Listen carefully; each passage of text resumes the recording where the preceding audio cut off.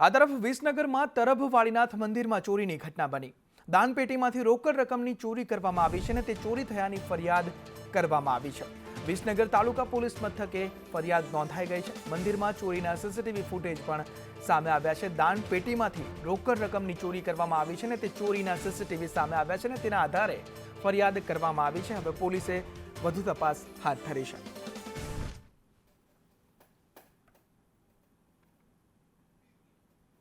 વાત વલસાડની કરીએ તો વલસાડના પારડીમાં ક્વોરીમાં પડતા શ્રમિકનું મોત નીપજ્યું। મોતીવાડ ગામે પથ્થરની ક્વોરીમાં શ્રમિકનું મોત નીપજ્યું છે। 8 દિવસ પહેલા રાજસ્થાનથી આ યુવક અહીં આવ્યો હતો।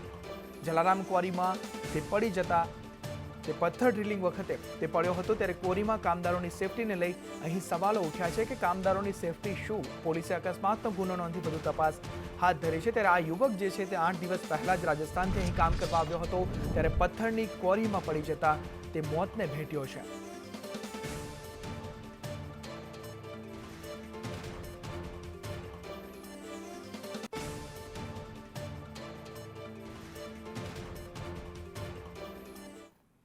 વાત ભાવનગરની કરીએ તો ભાવનગરના મહુવામાં પીજીવીસીએલ સબસ્ટેશનમાં બ્લાસ્ટ થયો। નેસવડ પાસે આવેલા પીજીવીસીએલ સબસ્ટેશનમાં બ્લાસ્ટની ઘટના બનીને તેના કારણે આગ પણ લાગી ગઈ હતી અને તે મહુવા શહેર તેમજ અન્ય ગ્રામ્ય વિસ્તારમાં અંધારપટ તેના કારણે છવાઈ ગયો હતો બ્લાસ્ટના કારણે। ત્યારે પીજીવીસીએલના કર્મચારીઓ અને અધિકારીઓ પણ ઘટના સ્થળે દોડી આવ્યા હતા અને બ્લાસ્ટથી લાગેલ જે આગ હતી તેના પર પણ કાબુ મેળવાયો છે। ત્યારે સમગ્ર જે પંથક છે ત્યાં અંધારપટ છવાઈ ગયો હતો કેમ કે પીજીવીસીએલના જે બ્લાસ્ટ થયો હતો તેના કારણે આ ઘટના બની હતી।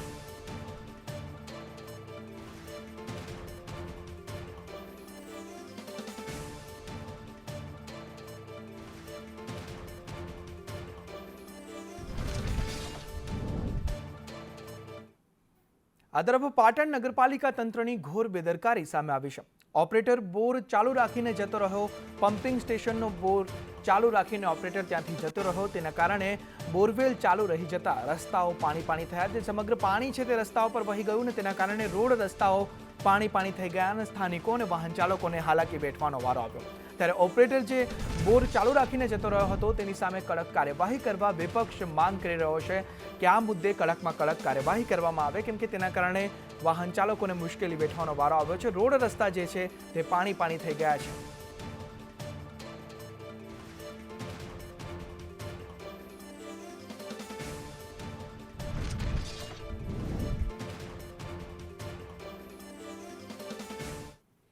વાત અમદાવાદની કરીએ તો અમદાવાદમાં જૂના મકાનનો સ્લેબ ધરાશાયી થઈ ગયો। જુહાપુરામાં મકાનનો સ્લેબ તૂટી પડતા મહિલા ઇજાગ્રસ્ત થયા છે। નૂરે ઇલાહી સોસાયટીની આ ઘટના છે કે નૂરે ઇલાહી સોસાયટીમાં મકાનનો સ્લેબ તૂટી પડ્યો તેના કારણે જે મહિલા છે તે ઇજાગ્રસ્ત થયા છે। ઇજાગ્રસ્ત મહિલાને સારવાર માટે હોસ્પિટલ ખસેડવામાં આવ્યા છે। ફાયર વિભાગ દ્વારા કાટમાળ ખસેડવાની કામગીરી હાથ ધરવામાં આવી છે। ત્યારે જે ધોધમાર વરસાદ વરસી રહ્યો છે તેના કારણે જે જર્જરિત મકાનો છે તે ધરાશાયી થવાની ઘટનાઓ બની રહી છે। દિવાલો ધરાશાયી થવાની ઘટનાઓ બની રહી છે। ત્યારે અમદાવાદના જુહાપુરામાં વધુ એક મકાનનો એક સ્લેબ ધરાશાયી થઈ ગયો છે અને આ ઘટનામાં તો એક મહિલા પણ ઇજાગ્રસ્ત થયા છે। તેમને સારવાર અર્થે હોસ્પિટલ ખસેડવામાં આવ્યા છે અને જે કાટમાળ પડ્યો છે તેને હટાવવાની કામગીરી પણ હાથ ધરવામાં આવી છે। ત્યારે જે સતત અવિરત વરસાદ વરસી રહ્યો છે તેના કારણે આવી અનેક ઘટનાઓ સામે આવી રહી છે, તો સાવચેત રહેવાની ખૂબ જ જરૂર અહીં છે।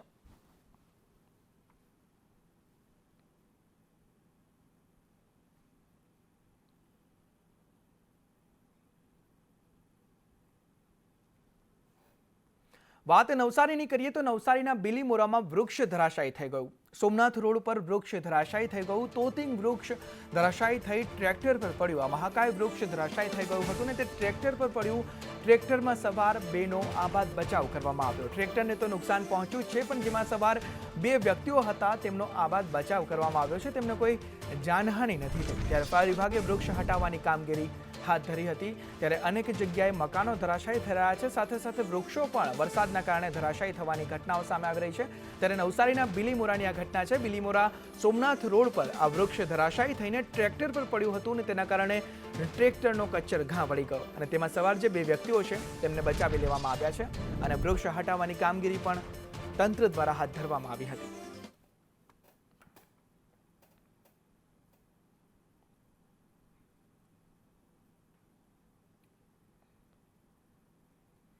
વાત બનાસકાંઠાની કરીએ તો બનાસકાંઠાના પાલનપુરમાં પ્રથમ વરસાદમાં જ પાલિકાની પોલ ખુલી ગઈ છે। પાલનપુર શહેરના મોટાભાગના રસ્તામાં પ્રથમ વરસાદમાં જ જે રસ્તાઓ છે તે ધોવાઈ ગયા છે। ત્યારે બનાસકાંઠામાં પહેલો જ વરસાદ છે। પાલનપુરની વાત કરીએ તો પાલનપુર શહેરમાં ખાડા રાજ જોવા મળી રહ્યું છે। જે રોડ રસ્તા છે તે ધોવાઈ ગયા છે પહેલા જ વરસાદમાં। ત્યારે તંત્રની પાલિકાની અહીં પોલ ખુલ્લી પડી ગઈ છે। કેટલાક રસ્તાઓ પર મસમોટા ખાડા જોવા મળી રહ્યા છે। શહેરના Cozy, Amir road, telephone exchange, Kanthariya Hanuman, Ganeshpura સહિતના જે અનેક વિસ્તારો છે ત્યાં તાજેતરમાં જ માર્ગો બનેલા છે અને તે તાજેતરમાં જ બનેલા માર્ગો પર અત્યારે ખાડા રાજ જોવા મળી રહ્યું છે, જેથી વાહન ચાલકો જે છે તેમને પણ હાલાકી વેઠવાનો વારો આવ્યો છે।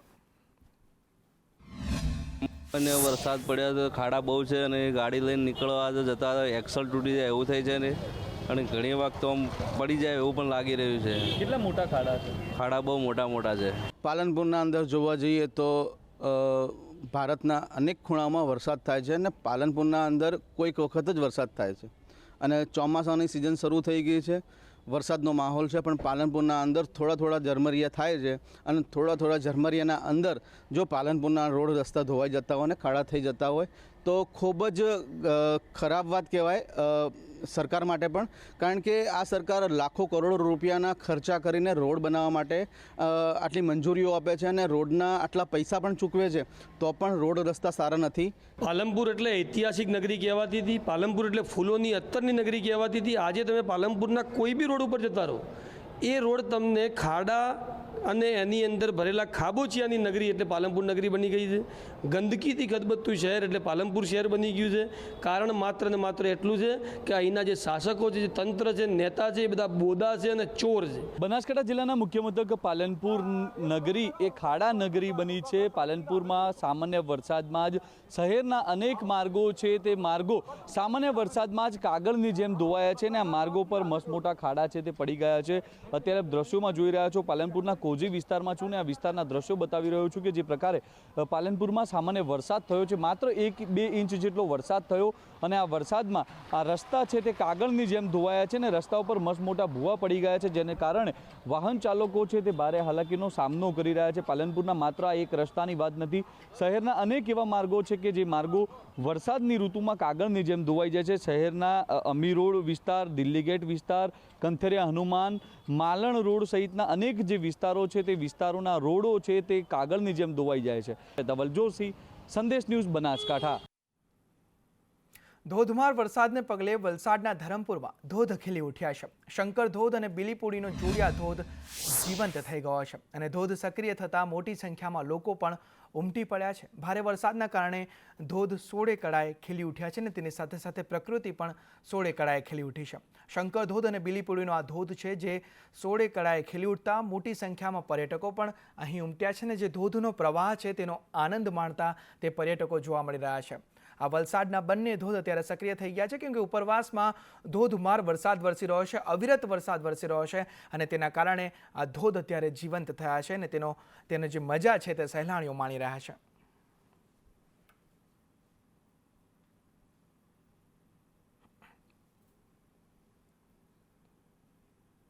સાબરકાંઠાના હિંમતનગરમાં ભૂવો પડ્યો। હિંમતનગરમાં મહાકાળી મંદિરના રસ્તે આ ભૂવો પડ્યો છે। મુખ્ય માર્ગ છે ને તે માર્ગ પર જ આ ભૂવો પડ્યો છે। ત્યારે મુખ્ય માર્ગ પર ભૂવો પડતા વાહન ચાલકો પરેશાન જોવા મળી રહ્યા છે। વારંવાર ભૂવા પડતા સ્થાનિકોમાં પણ તંત્ર સામે રોષ વ્યાપ્યો છે કે એકવાર નહીં અનેક વાર વારંવાર ભૂવા પડે છે, તેમાં કપચી નાખીને તેની કામગીરી કરવામાં આવે છે અને તે જ કપચી જ્યારે બીજો વરસાદ પડે છે તો તે બીજા જ વરસાદમાં તેમાં પણ ભૂવો પડીને તે રોડ પણ ધોવાઈ જાય છે। તેના કારણે વાહન ચાલકો અને સ્થાનિકો અત્યારે હેરાન પરેશાન થઈ રહ્યા છે। તંત્રની પણ પ્રી મોન્સૂન કામગીરી પર અહીં સવાલો ઊભા થઈ રહ્યા છે। ત્યારે સ્થાનિકો જે છે તે રોષે ભરાયા છે તંત્ર સામે। ત્યારે હિંમતનગરમાં મુખ્ય માર્ગ પર જ આ મસમોટો ભૂવો પડ્યો છે।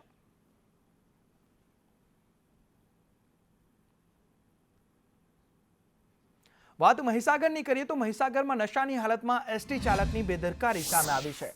સ્પીડ બ્રેકર કુદાડતા 5 મુસાફરોને ઈજાઓ પહોંચી છે। બાલાસિનોરના પ્રવેશ દ્વારે બ્રેક માર્યા વગર જ બસ દોડાવી સંતરામપુરથી અમદાવાદ જતી બસમાં આ ઘટના બની છે। ત્યારે બમ્પ આવ્યો ત્યારે તેણે બ્રેક ના મારીને તે બમ્પ કુદાડ્યો. તેના કારણે 5 લોકો ઈજાગ્રસ્ત થયા છે. જે 5 લોકો ઈજાગ્રસ્ત છે તે ઈજાગ્રસ્ત મુસાફરોને સારવાર માટે હોસ્પિટલ ખસેડવામાં આવ્યા છે. ત્યારે નશાની હાલતમાં એસટી બસ ચાલકની આ ગંભીર બેદરકારી અહીં સામે આવી રહી છે. સૌથી મોટો સવાલ એ થાય કે તે જે ડ્રાઈવર છે તે નશાની હાલતમાં છે, તો છતાં પણ તે બસ કેવી રીતે ચલાવી રહ્યો હતો ને એ પણ એસટી બસ ચલાવી રહ્યો હતો, તો અહીં અનેક સવાલો પણ ઊભા થાય છે.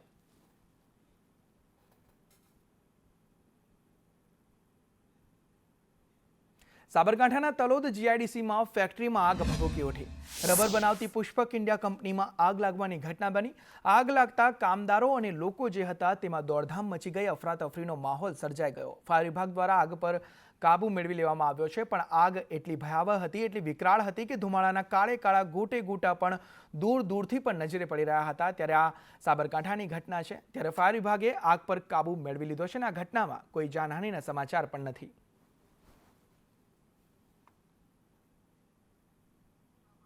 કાંઠાની થરા એપીએમસીમાં આવતીકાલે ચૂંટણી. માર્કેટયાર્ડમાં ભાજપ સામે ભાજપની પેનલો મેદાનમાં છે. આવતીકાલે જે ચૂંટણી યોજાવાની છે તેમાં ભાજપ સામે ભાજપની પેનલો મેદાનમાં છે. મેન્ડેટ ન મળતા અણદા પટેલ પેનલ સાથે મેદાનમાં ઉતર્યા છે. ભાજપ દ્વારા મેન્ડેટ તરફી ઉમેદવારો માટે કાર્યક્રમ પણ છે. મેન્ડેટ આપેલા ઉમેદવારોના સમર્થનમાં સભા યોજવામાં આવી. ધરતી જીનિંગમાં વિજય વિશ્વાસનું સંમેલનનું આયોજન કરવામાં આવ્યું. ત્યારે આવતીકાલે થરા એપીએમસી માટે મતદાન થશે. 1 જુલાઈએ થરા એપીએમસીનું પરિણામ જાહેર કરવામાં આવશે.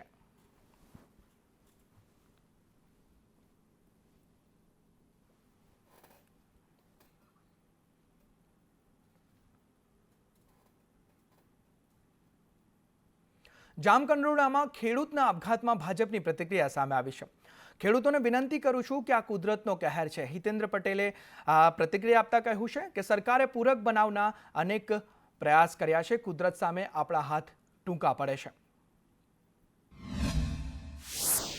કુદરતી આફતને કારણે મગફળીનો પાક ધોવાઈ જવાને કારણે એમણે આવું અંતિમ પગલું ભર્યું છે એવા સમાચાર મળ્યા છે. ખેડૂત મિત્રોને વિનંતી કરું છું કે આ કુદરતનો કહેર છે. નિયમ અનુસાર જે પણ એમાં કાર્યવાહી મદદ મળી શકે એવો પૂરો પ્રયાસ કરવામાં આવશે. સાબરકાંઠા જિલ્લા કોંગ્રેસ પ્રમુખનું મોટું નિવેદન સામે આવ્યું છે. વ્યાજખોરો સામે સાબરકાંઠા પોલીસ ઘૂંટણીએ છે. 45 દિવસમાં વ્યાજખોરના ત્રાસથી 7ના મોત થયા. સાબરકાંઠા જિલ્લામાં વ્યાજખોરોનો આતંક જોવા મળી રહ્યો છે. સાબરકાંઠા જિલ્લામાં કાયદા અને વ્યવસ્થાની સ્થિતિ કથળી છે. વ્યાજખોરોને ડામવામાં સાબરકાંઠા પોલીસ નિષ્ફળ છે તેવું જિલ્લા કોંગ્રેસ પ્રમુખનું નિવેદન સામે આવ્યું છે. પણ તમે જુઓ કે ઠેર ઠેર આત્મહત્યાઓના બનાવો બની રહ્યા છે.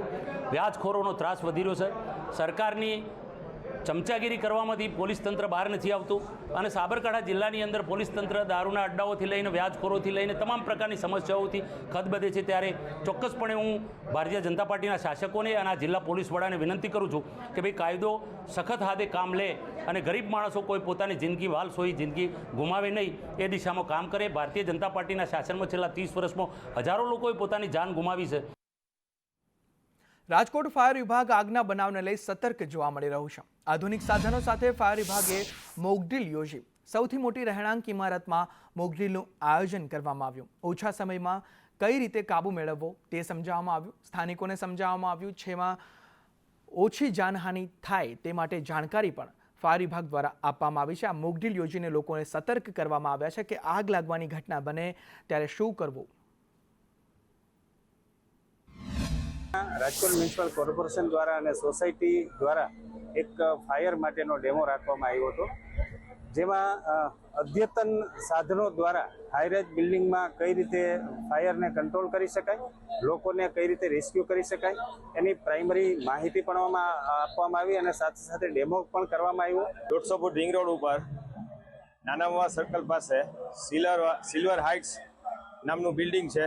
તેમાં ઈ વિંગમાં 8મા માળે આગ લાગવાના સમાચાર મળતા ફાયર બ્રિગેડ સ્ટાફ ઘટના સ્થળે પહોંચી ગયેલ અને ફાયર ફાઇટર, હાઇડ્રોલિક પ્લેટફોર્મ અને તમામ ઇક્વિપમેન્ટ સાથે સ્થળ ઉપર પહોંચ્યા અને ખરેખર તો આ મોકડ્રીલનું આયોજન હતું અને મોકડ્રીલ દરમિયાન 2 પર્સન ઇન્જર્ડ હતા. તેઓને અમે 108 મારફતે સારવાર માટે મોકલ્યા. આ તરફ વડોદરાના કરજણ તાલુકાના ખાંધા ગામમાં સરકારી અનાજ મેળવવા માટે અંગૂઠાના eKYC ઓથેન્ટિકેશનને લઈ ગ્રામજનોને ભારે હેરાનગતિનો સામનો કરવો પડી રહ્યો છે. અનાજ મેળવવા માટે લોકોને 2 કિલોમીટર દૂર આવેલા કુરાઈ ગામે જવું પડે છે.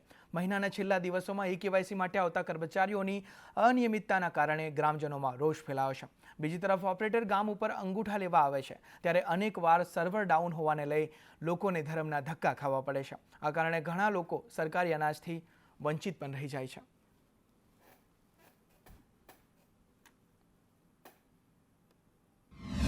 સમસ્યા એવું છે કે મહિનાની આખર તારીખના 2-3 દિવસ બાકી હોય ને એવો અંગૂઠો મારવાવાળો દર મહિને આવે એટલે 25 થી 30% લોકો અંગૂઠો માર્યા વગરના રહી જાય. અને અમારું અનાજ મળે છે કુરે અમારે લેવા જવું પડે એટલે કુરે અનાજ લેવા જવું પડે એટલે સમયસર અંગૂઠો વાગે ના એ લોકોનું અનાજ 30 તારીખ પછી લેવા જાય એટલે કુરે અનાજ આવતો નથી કે ભાઈ આ તારીખ પતી ગઈ છે હવે આવતા મહિને. એટલે એવી રીતના ઘણા લોકોનું અનાજ જાય છે.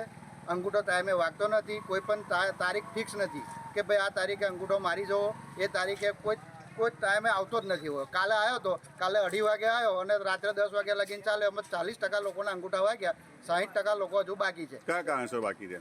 એ એવું કહે છે કે સર્વર ડાઉટ છે એટલે અંગૂઠા આવતા નથી. અમે સિક્કો મારવા બેઠા છે. આનો સિક્કો 4 વાગ્યાના બેઠા છે. અંગૂઠો પાડે છે, પાવતી આવતા નથી અને ઓછો અનાજ આપે છે દર મહિને અને આખર તારીખે આવે છે. દર વખતે સિક્કો મારવો પડે? દર વખતે સિક્કો મારવો પડશે અને ટાઈમે આવતા નહીં. અને આજે ફોન કર્યો તો એવું કહ્યું કે હું આજે આવું પણ કાલ બેસવાનું થયું, કાલે આવે છે તો સોમવારે આવું. કોણ એવું કોઈ કે? વિશાલભાઈ કરીને છે. કઈ તમારી સસ્તાની દુકાન કયા આગળ આવેલી છે? પૂરે આવી કિરીટભાઈની દુકાન. કિરીટભાઈની દુકાન. કિરીટભાઈ એટલે નિયમિત અંગૂઠો લેવા આવતા નથી? નિયમિત નહીં આવતા, આખા તારીખે જ આવે. એટલે અનાજ કઈ નો પ્રોબ્લેમ થાય, મળે ના મળે એવું? મળે ના મળે ટાઈમે ને એવું થાય છે. પાછું સિક્કો મારીએ તો પાછા આવતા નહીં વહેલા મોડા જ્યારે બોલાવીએ ત્યારે. કેટલા વાગ્યા બેઠા તો? 4 વાગ્યા. આવ્યું નહીં કોઈ? કમ અનાજ મળે છે? અનાજ તો મળે છે પણ શું મળે છે કમ હું ખબર લઈને આવે. હા દર વખતે સિક્કો મારવો પડે છે? હા સાહેબ દર વખત. તો આવું થાય છે દર વખતે? આવું થાય. કોઈ આવતું નહીં? ના અનાજ લેવા માટે સિક્કો મારવા બેઠા છે રેશન કાર્ડ. રેશન કાર્ડનો? હા. તો હું થયું? આજે આવ્યો નહીં, આજનો વાયદો કરીને ગયો અને દર મહિને આખર તારીખે આવે છે. 2 દાડા ગયો, 2 દાડા ગયો. અમારો ધંધો છોડીને અમારે આવવું પડે. શું થાય છે? રેશન કાર્ડ ટાઈમે મળતું નથી અમને અને હાલત તો પાવતી મળતી નથી. એમને હાલત પોલીસ જાઓ તો ઓછું પણ થાય. ડેસરના ઉદલપુરમાં અમદાવાદ ગોધરા રોડનું રિસર્ફેસિંગ RCC રોડનું કામ ચાલુ છે ત્યારે ખરાબ ડાયવર્ઝનના કારણે ટ્રાફિક જામની સમસ્યાઓ સર્જાઈ રહી છે જેથી વાહન ચાલકોને પારાવાર મુશ્કેલીનો સામનો કરવો પડી રહ્યો છે. જ્યારે અગાઉ એમ્બ્યુલન્સ પણ ટ્રાફિક જામમાં ફસાઈ હતી. ઉદલપુર ખાતે વડોદરા, ખેડા અને પંચમહાલ 3 જિલ્લાની હદ આવેલી છે જેના કારણે ટ્રાફિક જામ થાય છે. સ્થાનિકોએ ટ્રાફિક જામના કાયમી નિરાકરણની હવે માંગ કરી છે. રોડનું શરૂઆત કામનું થઈ ગયેલ છે પણ ડાયવર્ઝનના લીધે થઈને થોડી ઘણી સમસ્યાઓ ટ્રાફિકની થાય છે. તો હર 2-3 કલાકે ટ્રાફિક બહુ જ મોટા પ્રમાણમાં થઈ જાય છે. કોઈક ટાઈમ પર પોલીસની સેવામાં પોલીસ હાજર હોય છે, કોઈક ટાઈમ પર નથી બી હોતી. તો આ ટ્રાફિકનું અને ડાયવર્ઝનનું સમસ્યાનું નિવારણ કરવા પ્રશાસનને ખૂબ વિનંતી કરું છું. વારંવાર આ ટ્રાફિકની સમસ્યા છે જે આ ડાયવર્ઝન બને છે અને વરસાદના કારણે ધોવાણ પણ થાય છે અને ટ્રાફિક બહુ લાંબુ થાય છે. 1/2 કિલોમીટર 1 કિલોમીટર જે રેલવેની ફાટક બંધ થાય છે, અડધો કલાકે ખુલે છે, ડબલ લાઈન થઈ છે. એના કારણે પબ્લિકને બહુ તકલીફ પડે છે, ગામજનોને નગર બધાને તકલીફ પડે છે રસ્તાની. ટ્રાફિક બહારના લોકો એટલા પરેશાન થાય છે ને રાત્રે બહુ મોટી સમસ્યા થઈ છે અને અવારનવાર ડાયવર્ઝન એવા આલેલા છે તો ગાઈડલાઈન મળતી નથી. અને આ બ્રિજનું કામ લોકો એવું કહે છે કે આવે છે 30 વર્ષથી તો હું સાંભળતો આવ્યો, નાનો હતો ત્યારે વર્ષોથી સાંભળું છું. વાત સુરતની કરીએ તો સુરતમાં CRPFનો જવાન ગાંજા સાથે ઝડપાયો છે. 22 કિલો ગાંજાના જથ્થા સાથે CRPFનો જવાન ઝડપાયો છે. CRPFના કોન્સ્ટેબલ સીમાંચલ નાહકની ધરપકડ કરવામાં આવી છે. આરોપી સીમાંચલ નાહક ઓડિશાથી ગાંજો લાવ્યો હતો. વરાછા પોલીસે CRPFના જવાનને ઝડપી પાડ્યો છે. કેટલા સમયથી ગાંજો લાવે છે અને કોને આપે છે તે દિશામાં પણ હવે તપાસ હાથ ધરવામાં આવી છે. के तहत हमने एक NDPS एक्ट के तहत केस रजिस्टर किया है आरोपी जो है उसका नाम है सीमांचल चेतन नाहक। ये मूल उड़ीसा का रहने वाला है और ये फिलहाल एक कांस्टेबल है। इसके आई कार्ड में कांस्टेबल/GT जो कि जनरल ड्यूटी CRPF लिखा है। पूछताछ में हमें ये पता चला कि प्रेजेंटली ये रोहिणी जेल में कार्यरत है और वहाँ पे काम करता है और इसका ट्रांसफ़र अभी असम में हो गया है।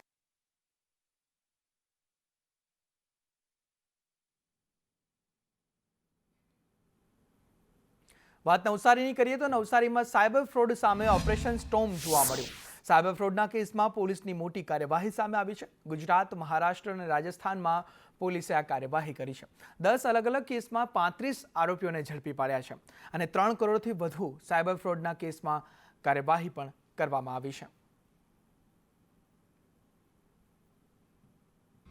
નવસારી પોલીસ દ્વારા હાલ એક ઓપરેશન લોન્ચ કરવામાં આવ્યું છે, જે ઓપરેશનનું નામ ઓપરેશન સાયબર સ્ટોર્મ આપવામાં આવ્યું છે। એની અંદર નવસારી જિલ્લાના 10 સાયબર ફ્રોડના કેસીસની પસંદગી કરવામાં આવી હતી અને તે પસંદગી દરમિયાન એ તમામ સાયબર ફ્રોડના કેસીસની અંદર 35થી વધારે આરોપીઓને આઈડેન્ટિફાઈ કરવામાં આવ્યું છે। આ તમામ આરોપી ગુજરાત, મહારાષ્ટ્ર અને રાજસ્થાન રાજ્યના ટોટલ 7 જેટલા જિલ્લાઓની અંદર રહેતા હતા અને એ તમામ જિલ્લાઓમાંથી ટોટલ 9 ટીમ્સ બનાવીને આ 35 આરોપીને નવસારી અમે લઈને આવ્યા છે। આ તમામ 10ના કેસીસની ફ્રોડની અમાઉન્ટ 3 કરોડ રૂપિયા ઉપરની હાલ છે।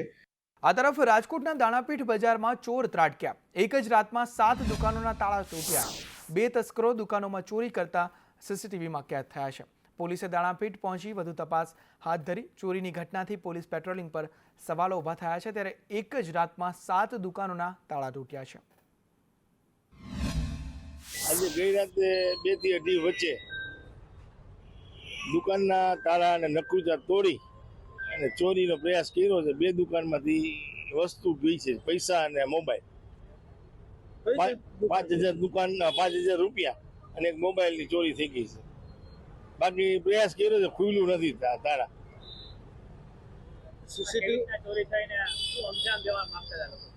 મૂળ વસ્તુ જે આવે છે આ લોકો એ રોકડ વસ્તુ જ લેવા આવે છે, રોકડ રૂપિયા હોય તે। બાકીને વસ્તુમાં કઈ રસ નથી, માલ માંગે ભલે પડ્યો એમ। કેવી રીતે ચોરી થઈને ક્યાં ચોરી થઈ? તારાપીઠમાં ઓછામાં ઓછી 7 દુકાન છે, 7 દુકાનના તાળા તૂટ્યા છે। આ તરફ ડાંગ જિલ્લામાં વરસાદ થતાં કુદરતી સૌંદર્ય સોળે કળાએ ખીલી ઉઠ્યું છે। પહાડોની વચ્ચે અંબિકા નદી પરનો ધોધ સક્રિય થઈ ગયો છે। પ્રવાસીઓ મોટી સંખ્યામાં સાપુતારા ખાતે બોટિંગ અને એડવેન્ચર એક્ટિવિટીની મજા માણી રહ્યા છે। ત્યારે રવિવારે મોટી સંખ્યામાં પ્રવાસીઓ ડાંગ જિલ્લામાં મજા માણવા ઉમટી પડ્યા છે અને અંબિકા નદી પરનો જે ધોધ છે તે પણ સક્રિય થતાં પ્રકૃતિ ડાંગમાં સોળે કળાએ ખીલી ઉઠી છે।